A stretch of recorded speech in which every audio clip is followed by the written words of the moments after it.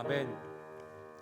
거룩하시고 자비로우신 하나님 아버지, 하나님의 은혜 안에서 우리의 죄를 사하여 주시고 십자가와 부활의 아름다운 자랑과 그 은혜를 가지고 세상 가운데 주님의 증인이 되게 해 주심에 진심으로 감사를 드립니다. 하나님 5월 가정의 날 우리 언덕교회 온 가정들이 오직 믿음 안에서 하나가 되고 사랑 가운데 화목하며 하나님의 뜻 가운데 온전한 소망으로 온전히 예배하는 복된 가정 될 수 있도록 주님 역사하여 주시옵소서.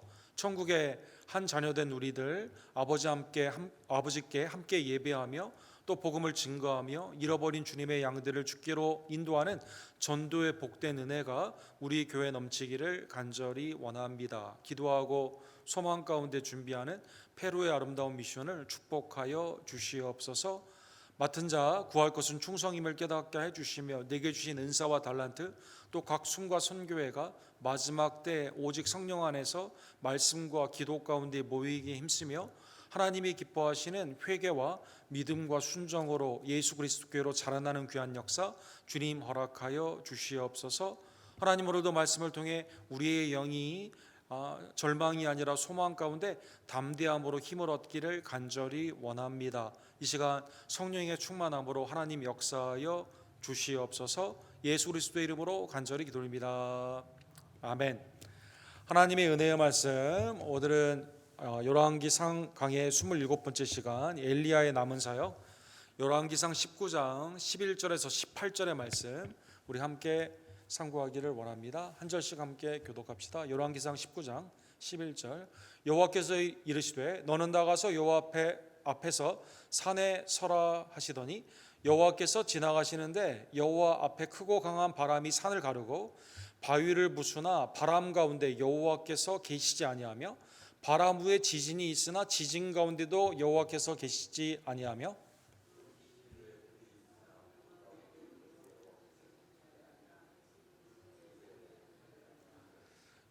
엘리야가 듣고 겉옷으로 얼굴을 가리고 나가 굴 어귀의 섬에 소리가 그에게 임하여 이르시되 엘리야야 내가 어찌하여 여기 있느냐?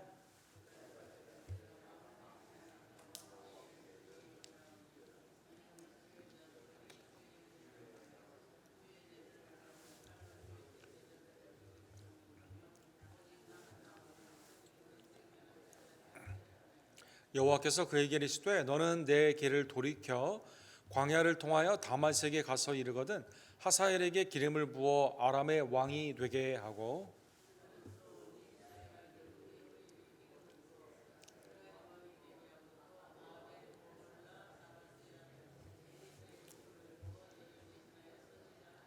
하사엘의 칼을 피하는 자를 예후가 죽일 것이요 예후의 칼을 피하는 자를 엘리사가 죽이리라.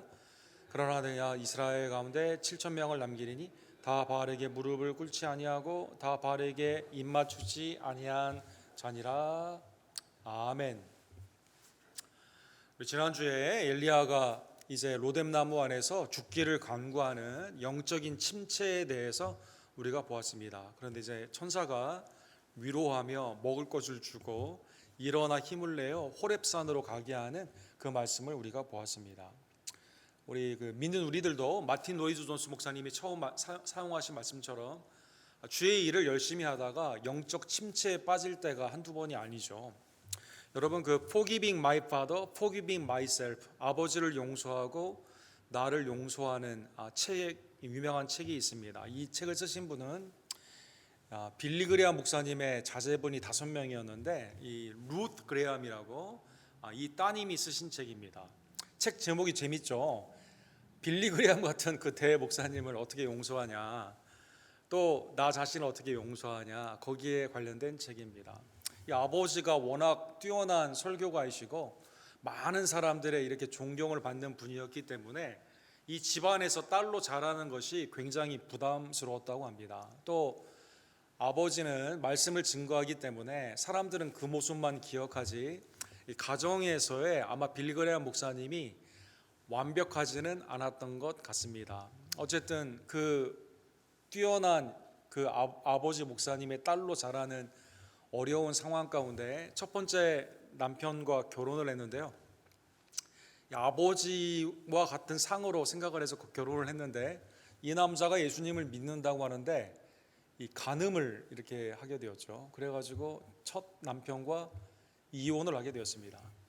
두 번째 남편을 만났는데 역시 아버지와 같은 상을 생각하고 아주 겉으로 보기에는 매우 충성스러운 그러한 크리스천 같았는데 이 결혼을 했는데 굉장히 어뷰시브하게 막 폭력을 휘두르고 아내에게 아주 학대를 하는 그러한 남편을 만나게 되었습니다. 그래서 3개월 만에 이혼을 하게 되었습니다. 세 번째 남편을 만나게 되었습니다. 역시 아버지와 같은 그러한 상이 머리 가운데 주입이 되어 있어가지고 그냥 믿는 그러한 겉모습만 보고 세 번째 남편과 결혼을 했는데 세 번째 남편은 교통사고를 나게 되고 그 다음에 재정에 좀 여러 가지 문제가 있어가지고 세 번째는 합의 이혼을 하게 되었습니다.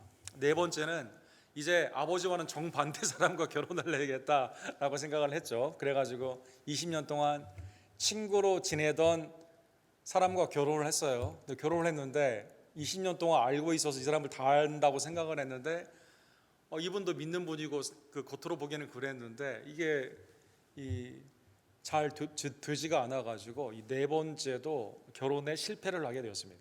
뭐 그러니까 이제 주위에서 어떻게 너는 빌리그레암 딸인데 어떻게 그 삶이 그러냐 막 비난도 굉장히 많이 있고 괴로워하는 과정 가운데 아빠와도 거리가 멀게 되고 그래서 마음 가운데 겉으로는 표현을 안 하지만 아버지를 미워하고 이렇게 생각했는데 아버지가 이제 돌아가시게 되었죠. 그래서 마지막 시기에 아버지와 많은 시간을 보내면서 한 번은 3시간 동안 아버지랑 싸웠다고 하죠. 그래서 막 아버지에 대해서 분노를 하고 또 아버지도 같이 말을 하고 그러면서 회복되어 가게 되고 그 다음에 이 모든 게 그동안은 전에 남편들한테 모든 걸 브레임을 했는데 결국 나에게 문제가 있었구나.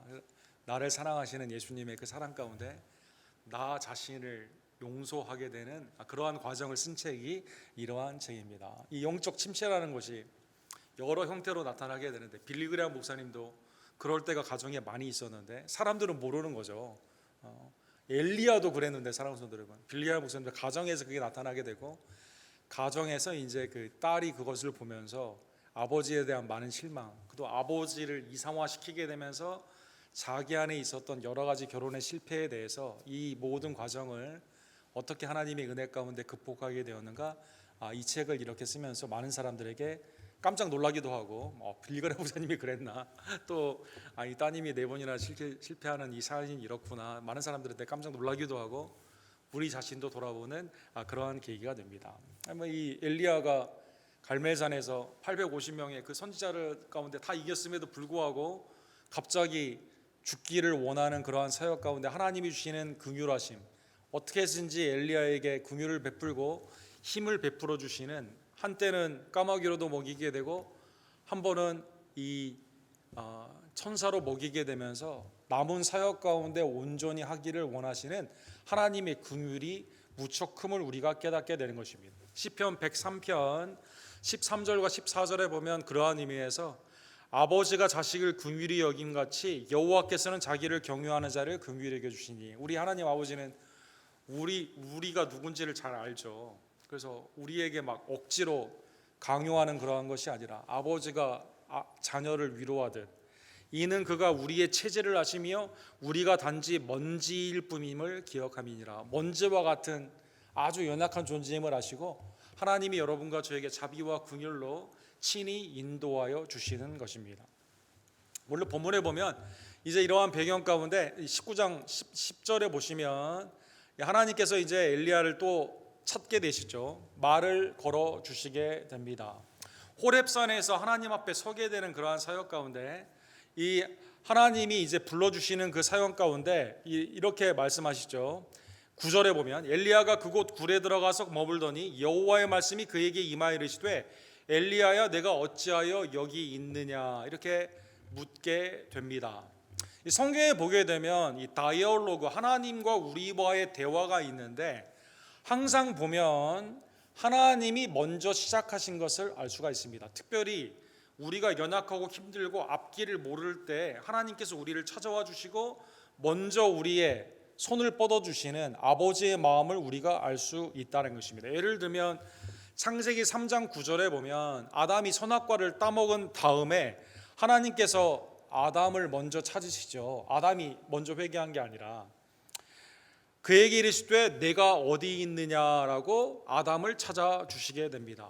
창세기 15장 1절에 보면 내 자녀의 약속을 받았지만 아직 아들이 나오지 않는 그러한 상황 가운데 엘리에셀이 이제 내 종이 나의 유산을 차지하게 되는구나, 내 종에게 이제 모든 것이 이런 전수되게 되는구나, 하나님의 약속은 성취가 되지 않는구나 실망하고 있게 되었을 때 하나님이 15장 1절에 보면 언약 가운데 먼저 나타나 주시게 됩니다. 여호와의 말씀이 환상 중에 아브라함에게 임하여 이르시되 아브라함아 두려워하지 말라, 나는 내 방패요 너의 지극히 큰 상급이라, 이렇게 말씀하시고 그 다음에 언약을 하시죠. 짐승을 쪼개는데 하나님이 불로 그 사이로 나아가시게 됨으로 말미암아 언약의 중보자로 반드시 내가 약속한 아들이 너에게로 나오게 되고 너는 만민의 복의 근원이 된다는 말씀을 재언약하여 주시게 됩니다. 출애굽기 3장 4절에 보면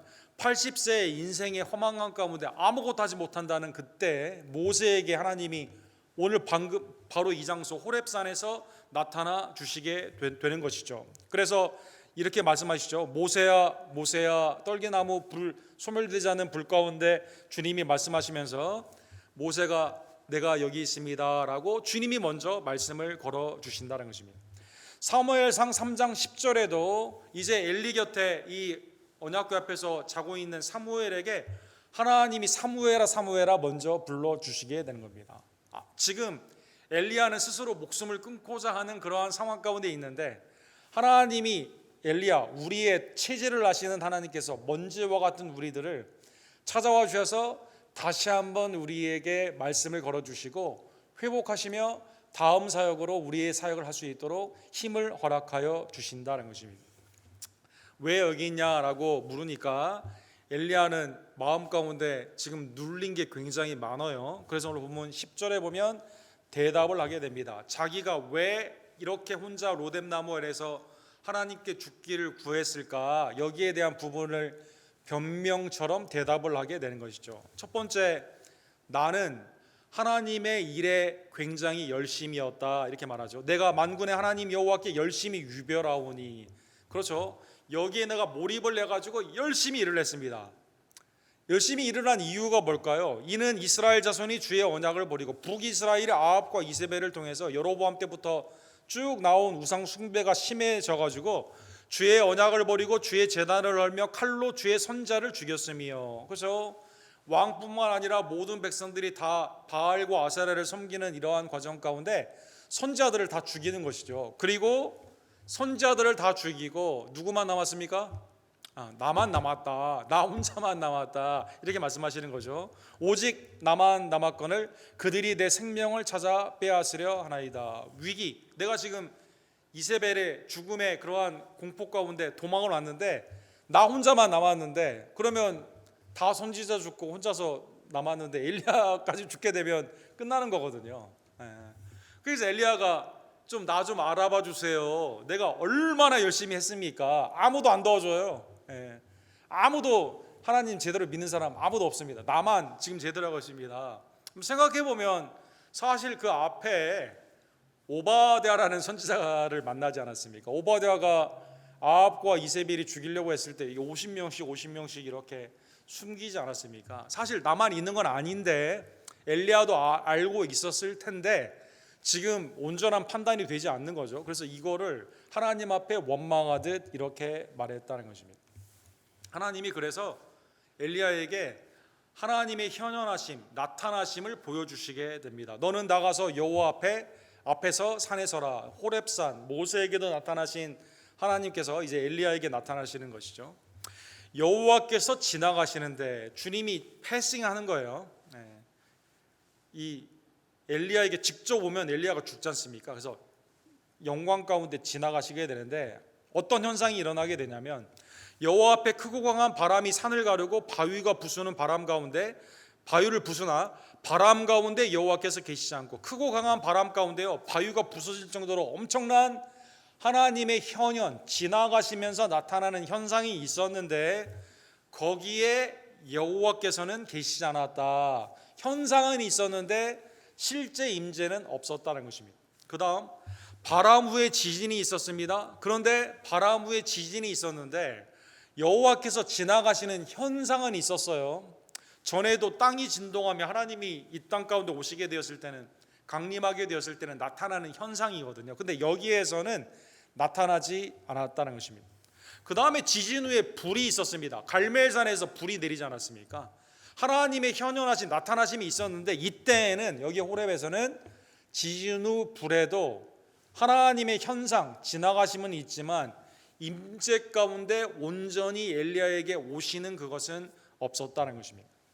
오늘 본문에 보면 여호와께서 지나가신다, 지나가심에 대한 말씀이 나와 있습니다.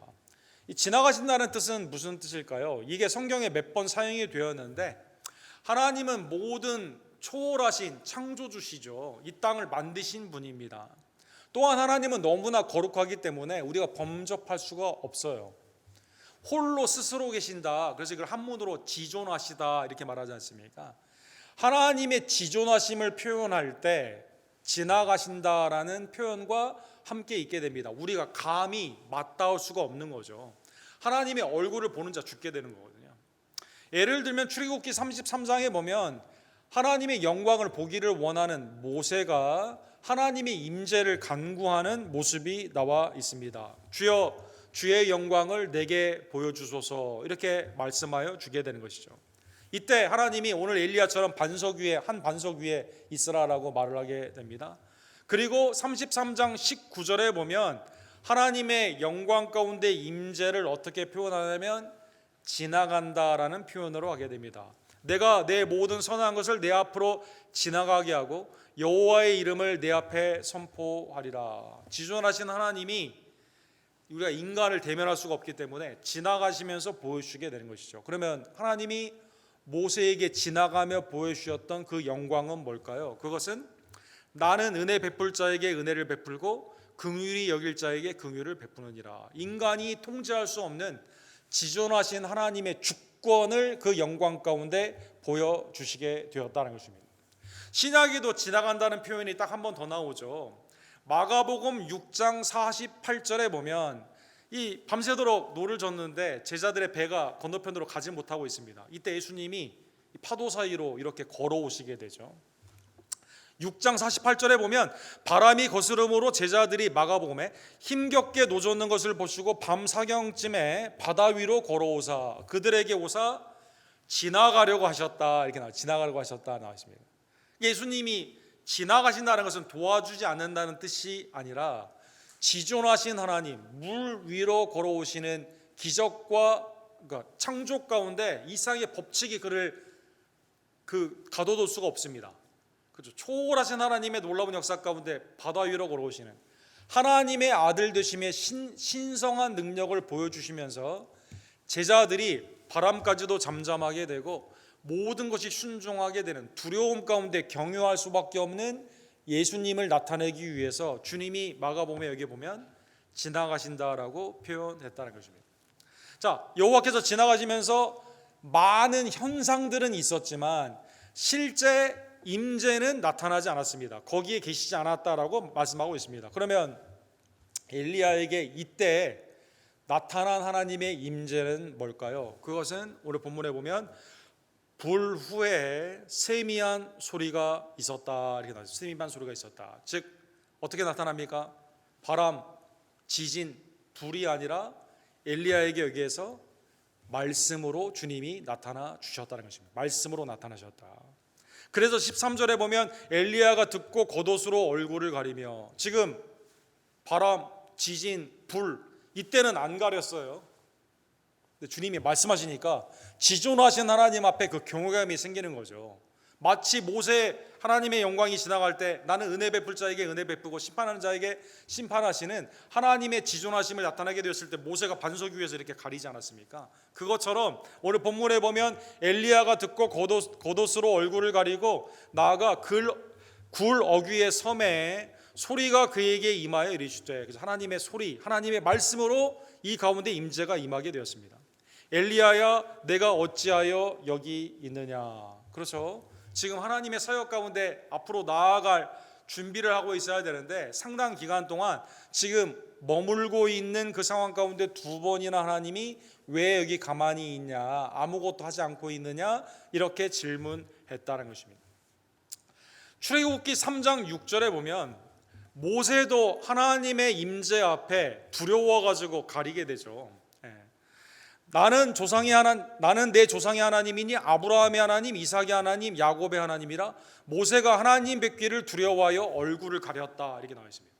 하나님의 음성, 타는 떨기나무 가운데는 가까이 가서 보기를 원했어요.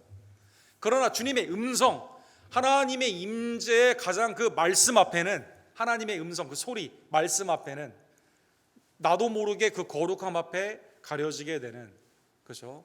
거룩함 앞에 나의 죄가 드러나게 되고 하나님을 내가 대면할 수 없는 죄인임을 깨닫게 되고 주님 앞에 이렇게 무릎을 꿇게 된다는 것입니다. 왜 여기냐고 물어보게 되었는데 오늘 본문에 14절에 보면 아까 10절에 아까 엘리야가 말했잖아요. 나는 열심히 위별하고 이스라엘 백성들은 언약을 깼고 선자를 다 죽이고 있고 그 다음에 나도 이제 마지막 혼자 남았는데 내가 죽으면 이제 끝납니다. 나 혼자 이렇습니다. 이렇게 말하지 않았습니까? 14절에 보면 이게 오탄가? 성경의 오탄가라고 볼 수 있을 만큼 10절과 똑같이 말을 하게 됩니다. 10절과 하나님의 질문 앞에 엘리야가 똑같이 말을 하는 거죠. 내가 만군의 여호와께 열심히 유별하오니 이는 이스라엘 자손이 주의 언약을 버리고 주의 제단을 헐고 칼로 주의 선자들을 죽였음이며 오직 나만 남았거늘 그들이 내 생명을 빼앗으려 하나이다. 그렇게 하는 거죠.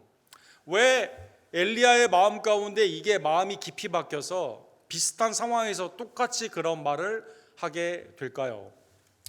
저도 요즘 막 비슷한 상황에서 똑같은 말을 계속해가지고 좀 큰 문제입니다, 여러분. 큰 문제입니다. 왜 그럴까?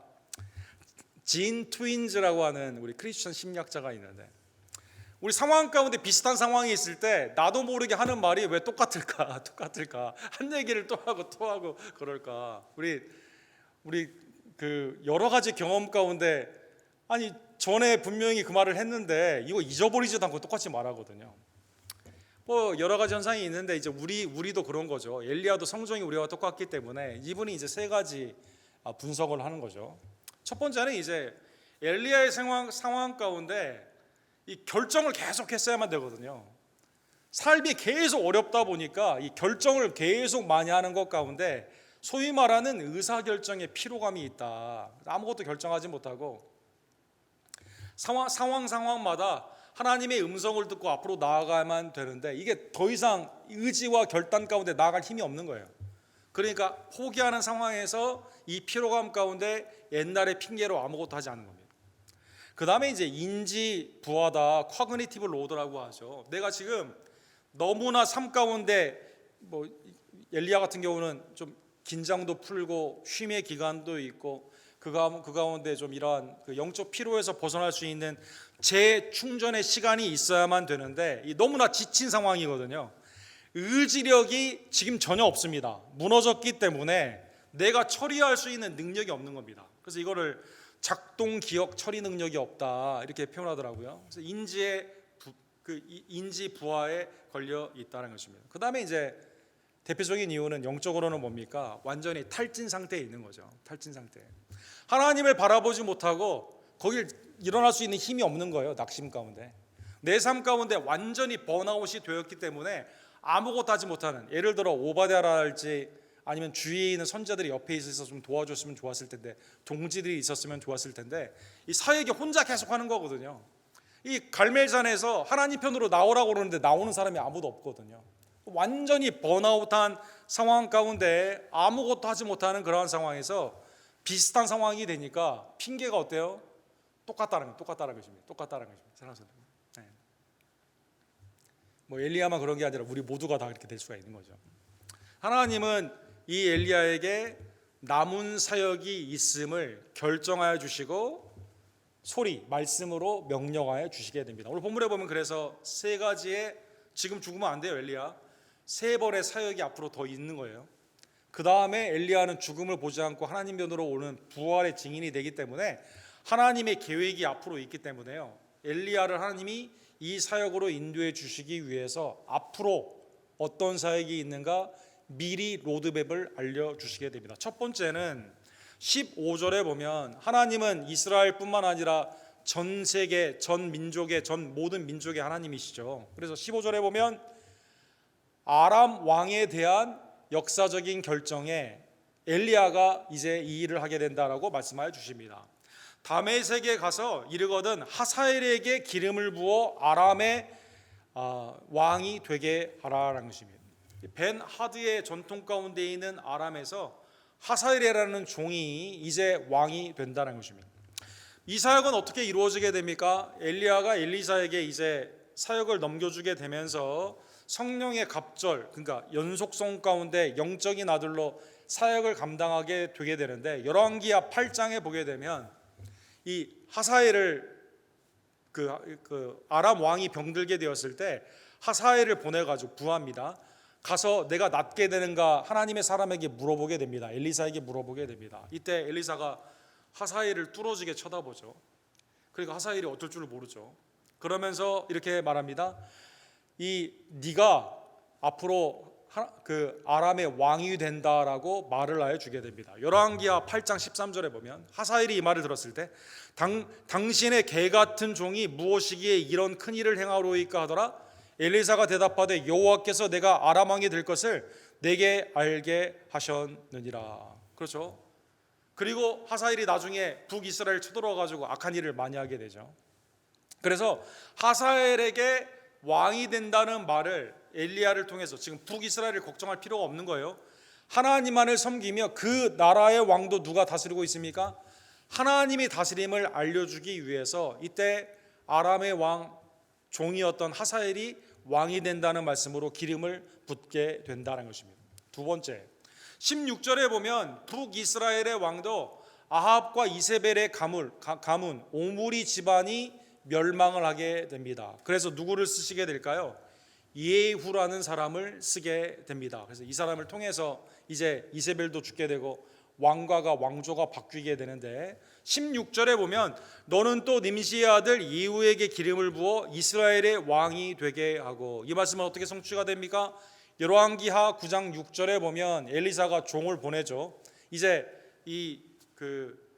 북이스라엘의 장군들이 지금 모의를 하고 있는 상황 가운데, 다 장군들이 모여 있는 회의 가운데 예후를 지목을 하게 됩니다. 당신에게 할 말이 있다라고 말을 하게 됩니다. 그러면서 뭐라고 말하냐면 이스라엘 하나님 여호와의 말씀이 내가 내게 기름을 부어 여호와의 백성 곧 이스라엘의 왕으로 삼노라, 이렇게 선포를 하게 됩니다. 그래서 엘리사의 종이 그 말을 하게 되면서 군대 장관들이 거기에서 예후를 왕으로 세우게 되게 되는 것이죠. 그래서 예후가 이스라엘의 왕이 되게 됩니다. 그래서 첫 번째는 국제적인 질서 가운데 하나님만이 유일한 왕이세요. 아람을 두려워할 필요가 없습니다. 하나님이 거기도 좌지우지하시게 되는 하나님의 주권이 그 가운데 역사합니다. 아합과 이세벨이 영원한 것 같지만 아닙니다. 하나님의 심판 때, 그렇죠, 이 이세벨이 죽게 되어가지고 개들이 그 피를 할게 되는 그것처럼 반드시 하나님은 심판하신다라는 것입니다. 선지자의 피를 흘린 자에게 하나님이 그 가운데 심판하시는 말씀이 이 가운데 예후를 기름 부음으로 말미암아 일어나게 되는 것이죠. 세 번째, 그러면 엘리야는 앞으로 무슨 사역을 더 하게 될까요? 엘리야의 사역은 하나님이 엘리사에게 그 가운데 기름 부음으로 마지막 마치게 됩니다. 그래서 세 번째로 하나님의 역사가 엘리야가 죽는다고 해서 엘리야가 없다고 해서 끝나는 게 아니에요. 하나님의 역사는 계속 하나님의 뜻 가운데 진행이 됩니다. 그래서 엘리사에게 기름을 부어라라는 것입니다.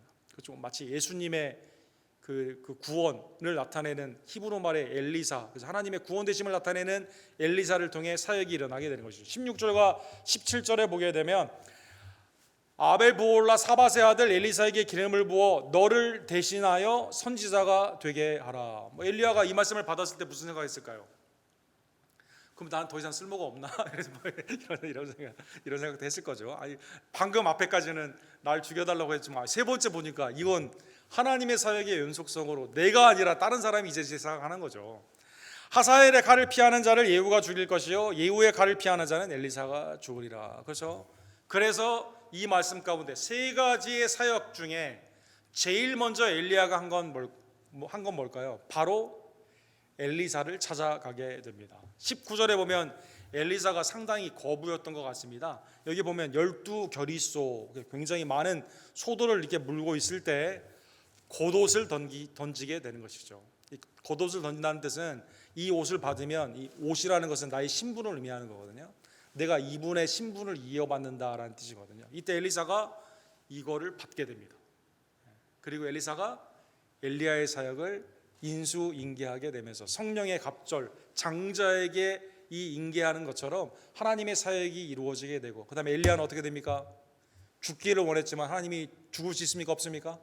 아니죠. 효리 바람으로 불병거와 불말 가운데 하나님께로 이렇게 올림을 받게 되는 것이죠. 사랑하는 성도 여러분, 더 나아가 18절에 보면 엘리야가 스스로 지금 영적인 번아웃, 침체 가운데 아무것도 판단할 수 없거든요. 나 혼자만 있는 것 같거든요. 그리고 18절에 그게 잘못된 판단이었음을 알려주시게 됩니다. 아무리 갈멜산에서 승리했다 하더라도 인간은 죄인이기 때문에 상황을 잘못 판단을 하고 낙심할 수가 있거든요. 하나님이 영적인 실체를 알려주시게 되는데 18절 우리 다 같이 읽도록 하겠습니다. 그러나 내가 이스라엘 가운데 7,000명을 남기리니 다 바알에게 무릎을 꿇지 아니하고 다 바알에게 입맞추지 아니한 자니라. 하나님께서 남은 자들을 남겨주셨는데 7,000명을 남겨주셨다는 것입니다. 그렇죠. 바알에게 무릎 꿇는다, 예배, 우상 숭배 예배를 뜻하는 거죠. 입을 맞춘다는 뜻은 뭡니까? 친밀하다는 거 아닙니까? 그래서 우상 가운데 있지 않고 절대 거기에 관여하지 않는 신실함으로 믿음 가운데 있는 자가 몇 명이라고요? 7,000명이 이렇게 있다는 것입니다. 성경에 보면 수비학이라고 하죠. 이 누머랄러지라고 하는데 7, 그 다음에 1000 이게 이제 붙어 있죠. 그래서 이걸 수비학은 한 단위로 이렇게 보통 보거든요. 그래서 7 더하기 000 이꼴 7 이렇게 되어 있는데 7은 완전수죠. 하나님의 창조의 완전수죠. 그렇죠. 하나님의 은안에서 모든 것이 선하고 아름다운 완벽한 숫자가 됩니다. 1000이라는 것은 뭘 의미합니까? 1000이라는 것은 이제 그 단위, 유닛 중에서, 히브리 유닛 중에서 가장 큰 단어를 의미하게 됩니다. 큰 유닛을 의미하게 됩니다. 물론 수만도 있지만 천부장, 이게 가장 마지막 큰 단위예요. 만부장은 성경에 없습니다. 천부장으로 이렇게 말하게 되는 것이죠. 예를 들면 이 천이라는 단어가 어떻게 사용이 되었습니까? 계시록 20장 5절에 보면 첫 번째 부활에 대해서 말씀하실 때 나머지 죽은 자들은 그 1000년이 차기까지 살지 못할 것이니라. 1000년이라는 완전한 이 횟수를 1000을 그렇게 보고 있는 것이죠. 계시록 11장 13절에 보면 그때 큰 지진이 나서 성 10분의 1이 무너지고 지진에 죽은 사람들이 7천이라 그 남은 자들이 두려워하여 영광을 하나님께 돌리더라. 여기 이제 계시록에 보면 이 사람들을 아마 순교자 아니면 신실한 성도들을 보는데 7,000명이다라고 거기에도 이렇게 나와 있습니다. 그 다음 이제 그 열왕기하 24장 6절에 보면 우리 새벽기도에도 본 것처럼 느부갈네살 왕이 똑똑한 사람들을 다 끌고 포로로 가는 장면이 있는데 용사 7,000과 이렇게 되어 있습니다. 용사 7,000명과 이 뜻은 그러면 뭐 똑똑한 용사가 7,000명밖에 없어 이 뜻이 아니라 완전수로 끌고 가게 되는 것이죠. 즉 여기에 바알에게 무릎을 꿇지 않고 바알에게 입맞추지 않은 이 수가 7,000이라는 완전수, 하나님의 남은 자들이 믿음에 순전한 성도들이 아직도 이 가운데 있기 때문에 엘리야 혼자 한다고 생각하면 안 돼요. 근데 상황의 잘못 판단 가운데 내가 하나님께 열심히 있는데 나만 열심히 한다라고 교만하면 되지 않습니다. 하나님은 지금도 하나님의 사역은 한 사람에 의해서 움직이는 게 아니에요. 하나님의 남은 자들을 통해서 이렇게 움직여 주신다는 것입니다. 자, 오늘 본문의 말씀을 깨달으면 그러한 의미에서 하나님의 구원은요 사람에게 하나님이 의존해서 하는 것이 아닙니다. 사랑하는 성도들, 하나님이 엘리야가 아쉬워가지고 엘리야를 억지로 막 이렇게 하는 게 아닙니다. 사랑하는 성도들, 하나님의 구속사는 하나님의 뜻 가운데 이루어지는 것이고 엘리야가 거기에 참여하는 게 기쁨이 되는 거죠. 하나님이 엘리야를 쓰신다는 것 자체가 하나님의 큰 은혜이다라는 것입니다. 여러분, 아테네에서 바울 사도가 설교할 때 사도행전 17장 25절에 뭐라고 말씀하셨습니까? 하나님은 무엇이 부족한 것처럼 사람의 손으로 섬김을 받으시는 것이 아니다. 하나님이 여러분과 저의 도움이 필요해가지고 야, 나 좀 도와줘라 이렇게 말하지 않는다는 것이죠. 이는 만민에게 생명과 호흡과 만물을 친히 주심이라. 우주의 만물을 창조하시고 하나님의 뜻 가운데 그것을 운영하시고 완성하시는 하나님이 여러분과 제가 내가 하나님 안 도와주면 하나님이 못한다? 하나님이 못한다? 그런 게 아니라는 것이죠. 무엇이 부족한 양 사람의 섬김으로 가시는 분이 아니다라는 것입니다. 초월하신 그 하나님은 구속을 정하시고 아들을 통해 완성하시며 성령을 통해 여러분과 저에게 그 일을 참여하신 것을 기뻐하시며 우리를 통해 일하시는 것이지, 내가 하지 않는다고, 아니면 내가 없으면 되지 않는다고, 내가 열심히 위별하기 때문에 나만 한다고 교만으로 나아가서는 되지 않는다는 것입니다. 계시록 7장 10절에 보면 그래서 천국의 수많은 무리들이 고백을 하는데 뭐라고 구별합니까? 셀 수 없는 흰옷 입은 천사들이 구원하심이 보좌에 앉으신 우리 하나님과 어린 양에게 있도다 하니. 그렇죠? 구원하심의 계획은 하나님이 있었고 일부분은 내가 했습니다 이렇게 하는 것이 아니라 전적으로 하나님 아버지의 계획과 그리스도의 속량하심으로 예수님이 신포도주를 마신 후에 다 이루었다 하시게 된 것처럼 주님이 그 사역을 다 맞춰주신다는 것입니다. 그래서 예수 그리스도께서는 이 땅에 계실 때 엘리야처럼 하나님 아무도 안 도와주고 나밖에 없는데요 왜 이러십니까? 한 번도 못 막하지 않았습니다. 십자가까지도 그것을 기쁘게 여기시고 우리를 위해 온전히 감당하시며 우리의 모든 죄와 죄책을 가지시고 하나님 앞에서 심판받으시고 우리에게는 하나님의 의를 허락하여 주셨다는 것입니다. 하나님이 예수 그리스도를 통해서 온전한 구원을 우리에게 주셨음에 감사하는 주의 종들 되기를 간절히 원합니다. 두 번째는 이제 적용의 마지막으로 생각해 볼 수 있는 게, 하나님께서는 이제 남은 자를 통해서 항상 있기 때문에요, 교회는 하나님의 은혜 안에서 남은 자의 공동체가 됩니다. 7,000명의 바알에게 무릎을 꿇지 않고 입맞춤을 하지 않은 것처럼 신실한 하나님의 종들이 오늘도 교회 가운데 하나님의 구속사의 기쁨으로 참여하게 된다는 것입니다. 로마서 11장에 보면 유대인의 구원이 끝났냐, 여기에 대한 9장, 10장, 11장에 로마 교회를 향해서 바울 사도가 이렇게 쭉 논문처럼 이렇게 말하지 않습니까? 오늘 본문에 있는 말씀을 바울 사도가 인용을 합니다. 바울 사도가 뭐라고 말씀하십니까? 엘리야만 혼자 있는 것 같고 다 끝난 것 북이스라엘이 다 끝난 것 같지만, 북이스라엘은 완전히 멸망한 것 같지만 배역했기 때문에, 그러나 7,000명의 남은 성도가 있는 것처럼 그에게 하신 대답이 무엇이냐? 내가 나를 위하여 바알에게 무릎을 꿇지 아니한 사람 7,000명을 남겨두었다 하셨으니, 이걸 어떻게 적용합니까? 바울 사도가 그런즉 이와 같이 지금도 은혜로 택하심을 따라 남은 자가 있느니라. 그렇죠? 유대인들이 다 안 믿는 것 같지만 하나님을 배역하고 기독교를 핍박하는 당시의 상황, 또 지금도 기독교인이 거의 1%도 안 되지 않습니까? 유대인은. 그러나 하나님께서는 남은 자를 통해, 세상에 예수 그리스도를 너무나 믿는 사람이 없는 것 같고 나만 혼자 사역하는 것 같지만, 하나님의 예수 그리스도 오는 그날까지, 구원의 수가 차기까지 하나님의 열심 가운데 지금은 더 성령 안에서 남은 자를 통해 하나님께서는 역사하고 계신다는 것입니다. 사랑하는 성도 여러분, 성경에 보면 남은 자라는 표현이 이렇게 되어 있습니다. 이사야 10장 21절에는 뭐라고 말씀하셨을까요? 하나님께서 이사야 10장 21절에 보면 남은 자 곧 야곱의 남은 자가 능하신 하나님께 돌아오게 될 것이다 이렇게 말씀하고 있습니다. 내 백성이 바다에 모래 같을지라도 남은 자만 돌아오리니 넘치는 공의로 파멸이 작정되었습니다. 남유다가 바벨론으로 말미암아 멸망하게 되지만 궁극적으로 누가 돌아오게 됩니까? 하나님의 남은 자들이 회개하며 돌아오게 된다는 것입니다. 남은 자의 특징은 뭐예요? 아무리 세상이 배역한다 하더라도 주님 앞에 회개하고 돌아오는 자입니다. 미가서 4장 7절에 보면 하나님이 이렇게 말씀하십니다. 발을 저는 자는 남은 백성이 되게 하고 멀리 쫓겨났던 자들이 강한 나라가 되게 하고 나 여호와가 시온에서 이제부터 영원까지 그들을 다스리리라 하셨느니라. 전에 장애인이기 때문에 부정하다라고 막 사람들에게 이 율법의 정죄를 받았던 자가요, 하나님의 은혜 안에서 시온의 하나님의 성전 가운데 주님 앞에 찬미하는 날이 있다는 것이죠. 전에는 외인, 이방인이라고 하나님의 사람으로 취급을 받지 못했습니다. 여러분과 저처럼.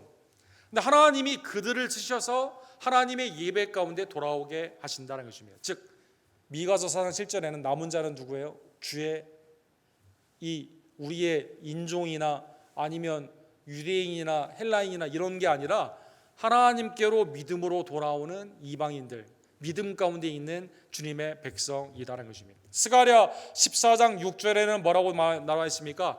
예루살렘을 치러 왔던 이방인들 중에 남은 자가 해마다 올라와서 그 왕 만군의 여호와께 경배하며 초막절을 지킬 것이니라. 유대인을 핍박했던 이방인들이 회개하고 하나님께 돌아와 절기와 예배를 드리게 됩니다. 스가랴 14장 16절은 남은 자가 어떤 자예요? 예배하는 자들이다라는 것입니다. 계시록 12장 7절에는 누가 남은 자입니까?